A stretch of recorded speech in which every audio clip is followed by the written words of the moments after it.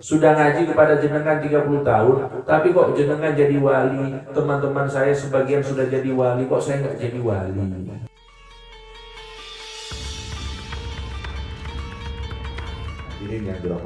Ini makin malam ya makin ngantuk biasanya. Jadi saya banyak kisah mawon ya. Kalau kisah itu kayaknya tidak terlalu berat untuk diserap. Allahumma sholli ala Muhammad.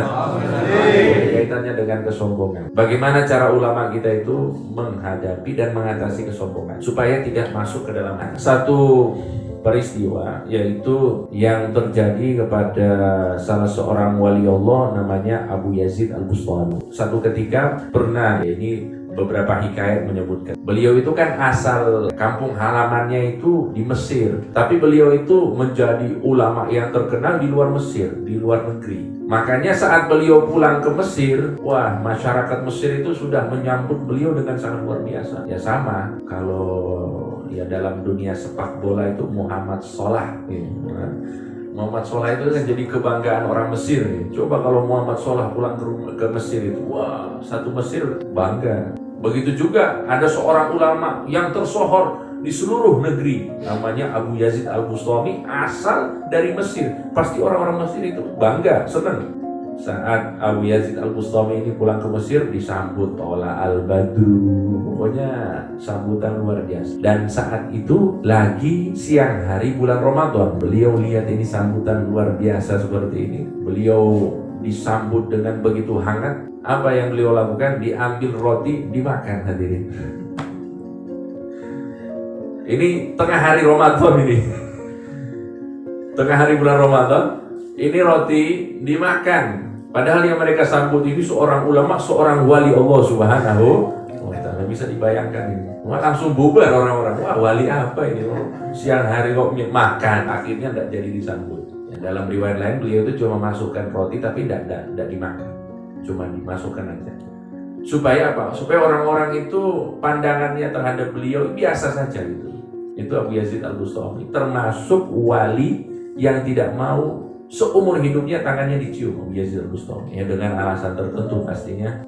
Ya, sebagian ulama agar tetap menjaga kondisi hati agar tetap tawadhu dan tidak takabur. Bukan berarti mencium tangan ulama itu tidak boleh, bukan. Ini madhabnya beliau ini, Abu Yazid Al-Bustami. Satu ketika beliau ini akhirnya tidak dianggap siapa-siapa di negaranya. Satu ketika beliau itu pernah mendapatkan pengaduan dari salah seorang muridnya. Mengadu karena sudah lama khidmat dan belajar dari Syekh Abu Yazid Al-Bustami tapi belum jadi wali. Kenapa kok? Seharusnya kan saya ini sudah ngaji kepada jenengan 30 tahun. Kalau tidak salah di dalam kisah itu. Sudah ngaji kepada jenengan 30 tahun. Tapi kok jenengan jadi wali. Teman-teman saya sebagian sudah jadi wali. Kok saya nggak jadi wali?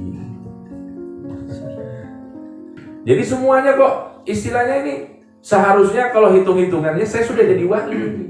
Maka Syekh Abu Yazid Al-Bustami berkata gini. Sebenarnya ilmu-ilmu yang sudah saya ajarkan ini mengantarkan seseorang untuk jadi wali. Tapi kamu kurang sesuatu, katanya. Apa itu? Saya mau kasih kamu sebuah tantangan. Kalau bahasa sekarang challenge, tantangan gitu ya. Apa itu? Katanya ya sudah, kamu pergi ke pasar.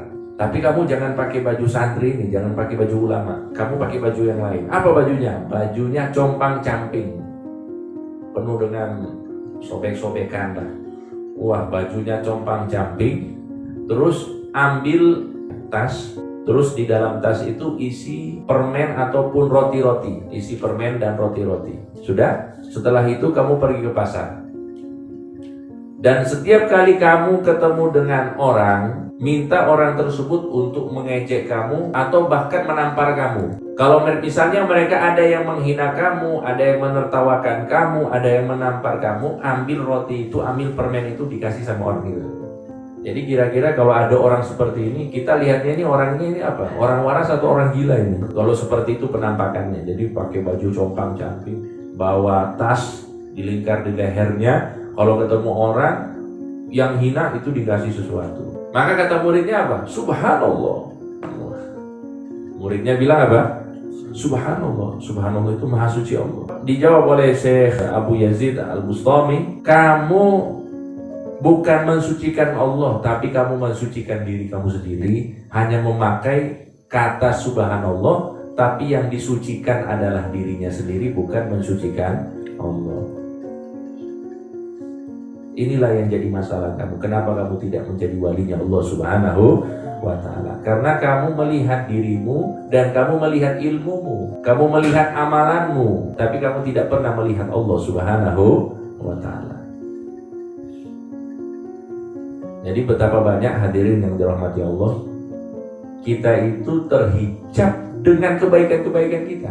Kita ini tidak sampai-sampai kepada Allah karena kelebihan-kelebihan yang Allah berikan kepada kita. Padahal kalau kita kembali lagi melihat bahwa semua kelebihan yang kita miliki, kelebihan dunia ataupun kelebihan akhirat, yang memberikannya itu hanya satu, yaitu Allah Subhanahu wa ta'ala. Masalahnya kita terhijab dengan itu, sehingga apa? Sehingga banyak dari kita itu ya seperti muridnya Syekh Abu Yazid Al-Bustami. Wah, majlisnya udah puluhan tahun nggak jadi wali-wali ya. Bahkan ustadznya juga ini sudah pondok, sudah ngajar, tapi kok jadi gini-gini terus. Jadi wali-wali daya, wali-wali murid. Kenapa ya itu? Karena kita terhijab. Jadi bilangnya subhanallah, tapi maksudnya apa? Memuji diri, subhanallah. Kadang-kadang juga kita gitu, sadar nggak sadar gini, lagi duduk tiba-tiba alhamdulillah. Sebenarnya yang dipuji bukan Allah, tapi yang dipuji diri sendiri. Alhamdulillah saya sudah dapat ini. Bukan Allah yang dipuji, tapi dirinya sendiri. Atau misalnya nyinggung orang, kadang-kadang pakai zikir ada juga. Misalnya ada teman kita bikin sesuatu yang aneh lah, astagfirullah. Astagfirullah itu artinya apa? Saya minta ampun kepada Allah. Tapi tujuannya bukan itu, tujuannya nyinggung orang. Ada seperti itu? Astagfirullah, kok antum kayak gini? Tujuannya bukan istighfar, dia minta ampun sama Allah, tapi tujuannya untuk nyinggung orang. Tapi pakai zikir. Nah, inilah yang diingatkan oleh beliau-beliau kepada kita, agar kita lebih introspeksi diri, supaya ilmu kita, amal kita, akhlak kita bisa mengantarkan kita kepada Allah Subhanahu wa ta'ala, dan bukan menjadi penghalang kita untuk menuju Allah Subhanahu wa ta'ala.